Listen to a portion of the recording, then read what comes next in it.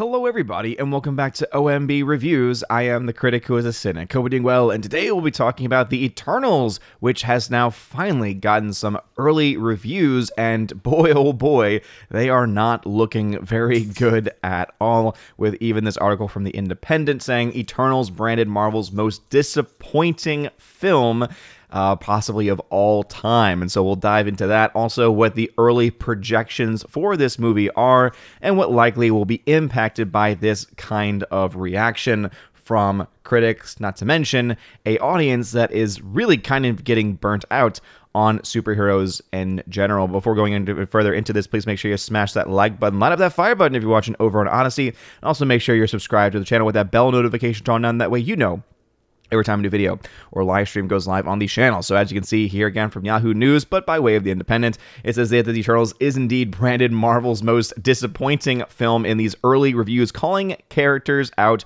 for being insipid. As it says here, reviews for Eternals continue to roll in, and it appears that some viewers will likely be disappointed by Marvel's latest. Interesting how they say some viewers in there, but then they also kind of, again, give away the fact that a lot of people are calling it the most disappointing film. Again, once again, it is just amazing to always see the editorializing by so-called news agencies. Based on the comic book series of the same name, Eternals, which is directed by Oscar-winning Nomadland film director Chloe Zhao, by the way.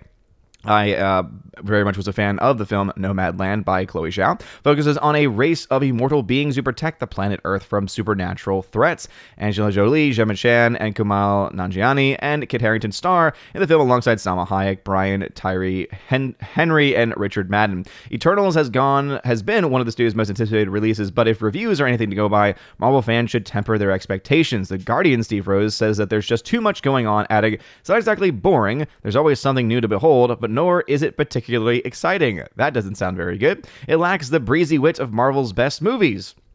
Some people might actually like that. Some people are tired of the overall breezy wit that has become the staple of MCU films, so maybe actually some people will find that enjoyable. Interview with Polygon, Joshua Rivera called the film a mess and a contemplative to a fault, writing that the film's cast is too big to give every character a fulfilling arc. And that, again, I think makes a lot of sense, especially when every single promotional poster for this film features the entirety of the Eternals, and there are a crap ton of them, and not to mention that you're going to already have so many different crowds of people ticked off because, for one, the comic book fans, the hardcore comic book fans, are going to look at some of the casting decisions that you made and the clear agenda behind some of those casting decisions. Other people are going to look at, in this way, the fact that certain characters are not going to be getting as much attention as they might like them to get, and so a jumbled mess of a character-filled, overfilled mess could very well be a part of it. Kind of reminds me a bit of The Amazing Spider-Man 2, where you had so many villains in that story that you ended up kind of getting lost, and it ended up being a mess. Now, obviously, there's a lot of reasons why that film was terrible, but having too many villains is one of them. Same reason with Spider-Man 3, right? The original Sam Raimi trilogy ending, or also you had just one too many villains in that story as well. In this case, it seems that you're just going to have one too many heroes, and whereas a film like Guardians of the Galaxy was able to give enough time and attention to many of those characters, it seems, at least on the outset, that the Eternals, because it has way more than that, is not going to be giving them the right attention. It says, unfortunately, Eternals isn't bold, merely incongruous, writes Rivera. The simpler explanation is truer. Eternals is a mess. Well, that is Occam's razor right there, and Occam's razor is idiotic, and so therefore I don't really take Rivera's comments very seriously, but I digress. The BBC's Nicholas Barber noted how the huge anticipation surrounding the film has heightened the sense of regret at its eventual release. Eternals may not be the worst of Marvel's films, but it's undoubtedly the most disappointing. What does that even mean to say it's the most disappointing, but it's not necessarily the worst? And I love how they're acting like, oh man, the anticipation for this film is so high. Where has this anticipation been? I honestly have not actually seen it. I don't even think that Disney has really had that much hype for this film either. I mean, it's had standard trailer releases, I guess, and standard release practices, but I don't know of any person in the comment section on anywhere that I've seen online actually say, oh my goodness, Eternals is my most anticipated film of the year. I just haven't really seen it, and so I don't know exactly where this is going on. He wrote that the part is, according to that, which is played by Angela Jolie, a parody of a Jolie character, all piercing stares and breathy monologues until it's time for her CG avatar to tap in and perform some preposterous combat acrobatics. Oh boy, everyone loves some CGI fighting. That is just gonna that is what tells me I'm just gonna probably hate it. Also, I just love this headline from from the New York Post where it says Eternals review one of the Marvel's worst movies so far. And then it goes out just out of Infinity Bore. Sorry, Marvel's Eternals. Seriously, what a snooze. Fresh off winning the Best Director for No Man Land, Chloe Zhao has unchucked one of the MCU's worst movies in ages. And to what end? Eternals, which will no doubt become a Jon Favreau punchline in a future Avengers film, need not exist in a universe that already counts the Fantastic Four and X-Men among its franchises. Yet here you go, ticket buyers. Another far worse, uniformed collective of super beings with conspicuously similar powers and a vague, grandiose mission to save humanity. Well, where were our amazing protectors when several hundred innocent people walked into a lousy 2-hour 37 movie night, right? Oh, that's fantastic. I love that line so much. The Eternals are powerful aliens that have spent 7,000 years on Earth keeping the masses safe from the deviants, which from what I gathered are wolves made out of twigs. However, like Star Trek's Prime Directive, they refuse to impact the course of history. They often screw up that last part. So it kind of sounds like it's a general story that doesn't even make sense in its own right. And if it's just this kind of a mess for critics, how much of a mess is it actually going to be for general audiences? I mean, if even critics can't keep up with what's going on screen, and they tend to be a little bit more well studied on film and filmmaking techniques and story writing techniques, that is not a very good sign for general audiences. Now, to be fair, general audiences can very much usually sit back and just enjoy and consume and don't really need to think all much about that story, right? I mean, we look at Endgame as a great example of that. The story for Endgame sucked, and yet so many people were like, oh man, but all the feels because of the characters that I've been watching for, 10 plus years, and oh man, those feels though. Yeah, what about the story?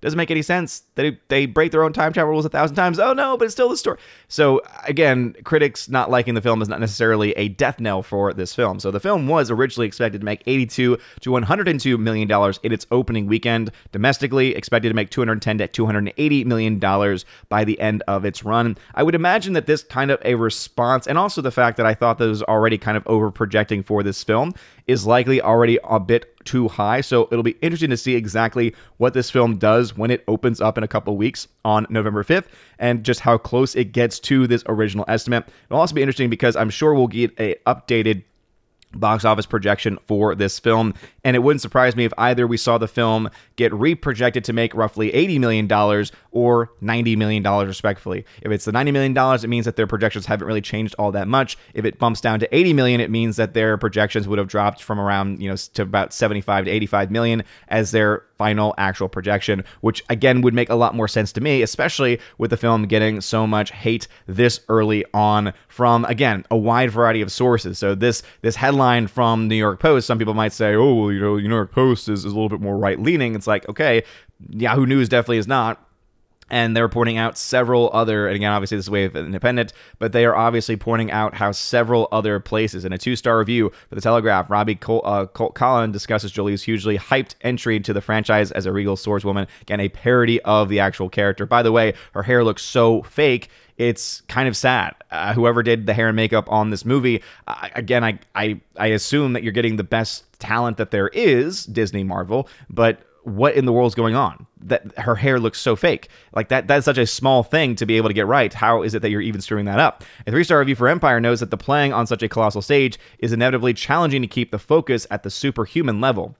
Yeah, because there's too many characters. There's still a business as usual for Marvel, a continuation rather than a great leap. Again, kind of the narrative of what Disney's Marvel has been doing for a long time now, is kicking can down the road, not trying to do anything too crazy. A review for The Hollywood Reporter is less critical than others, while the zigzagging convolution of the storytelling can prove frustrating, particularly the film's lumpy first half. There's plenty to keep you engaged in the mix of camaraderie, friction, and rivalry among the bantering Eternals. So you admit that the story is a giant mess, and yet you redeem it. Again, if that's one of the less critical reviews, I don't want to see what kind of people are going to be giving this film a high rating and a high review. Not to mention, this is a very uncomfortable image right here that they decided to post in. But anyway, early reviews, terrible for this film. However, as I mentioned previously, the early estimates seem to be on the Eternals side. I have doubts about it reaching those levels. It needs to make $500 million for it to break even with a $200 million projected budget. Obviously, with delays amongst other things, one could argue that it probably will need to make more. So I'm going to put that range somewhere between $500 and $650 million that it needs to break even. But I'm typically going to go with what the standard number based on actual reported data is, which would make this film needing to make $500 million. Now, so can it do that? Is it theoretically possible that the film could reach those levels and could reach those heights? I mean, yeah, it's theoretically possible. We look at No Time to Die crossing $525 million worldwide. So obviously that is something to look at. But big thing here, of course, is that this film is not going to be shown in China because of China's issues with the director Chloe Zhao. And that is typically what makes up a pretty decent chunk of MCU's international box office numbers. But what are your thoughts about this? I'm kind of surprised to see such hatred for this movie, such, anger, or I guess not anger, but I guess such criticism for this movie so early on from various film reviewers. I think even Grace Randolph, according to people who watch her, I don't, but people who follow my channel watch her, say that even for her, the only positive thing that she could actually muster out about the film was that it was diverse. And if diversity is the only positive thing that you have for your movie, you got nothing. Right? That's neither good nor bad. Diversity is simply a fact. It's not something that is inherently good or is inherently bad. It just is a statement of fact. And so if that is the only positive thing that you have is a statement of fact, that is not a very good sign. But what are your thoughts? Let me know in the comment section below. If you like this video, smash that like button, slap that fire button if you're watching over on Odyssey. You're all amazing, beautiful people. Huge shout out to JC, my newest Patreon member. Also a huge shout out to Kara Tharp and Bifford the Hobbit over on locals.com. You're all amazing. Have a wonderful day. And as always, God bless. And now for a huge shout out to all of my Patreon, Subscribe Star, and Locals members. Andrew Hoyle, Animation Commentator, Brandon, Brian P., Christopher Bowman, Don Bruno de la Mancha, Father Christopher Miller, hail to you, Father, Father Damian Cook, Garrett Searles, Harold Francis, Inflamed Wood, Jacob Juice, Jeffrey Toone, Joe Horn, Jonathan Carney, Gomer Kyle, 79, Laura, the Modern Major General's Story, Mike Jackson, Dion, Mad Mitch Dunaway, Mondo Spieler, Mr. Peabody, On to June, Orange Hat Reviews, Out of Step with Reality, Priscilla Hall, Rosetta Allen, Stan Andrian, Teresa Martin, Theodore Benden, Tina Bojan, and Tina B., the Empress of the Universe. Thank you for being my Patreon members. And a huge shout out to my Subscribe Star members, The R, Fast Reaction, Nosferatu Gatsu, John B., Perpetual Punster, Mr. Roy, Glinzer, J. Alex McCarthy Jr., Dean Heist / the new number 2, J-Rod the Beer Guru, and ZK-Man. Thank you very much for supporting me over on Subscribestar. And to my one Locals member, Robert Barnes, thank you for supporting me over on Locals. And if you want a name shouted out, or your name rather, shouted out at the end of every single live stream and video, please consider joining on one of those platforms, either Patreon, Subscribestar, or Locals. Links to that can be found in the description. Look at that top link especially. It's called the Willow link there. It'll give you links to all the social media platforms and also ways to support the channel. If you want to be an Army of Asgard level or above member, you can get access to giveaways that I do every single month. I give away 4Ks, Blu-rays, all kinds of stuff. It is a lot of fun. Also, if you join at the Keeper of the Bifrost level, you get access to all of that. Plus, you get access to an exclusive podcast that I do with John the Flick Pick Flickinger.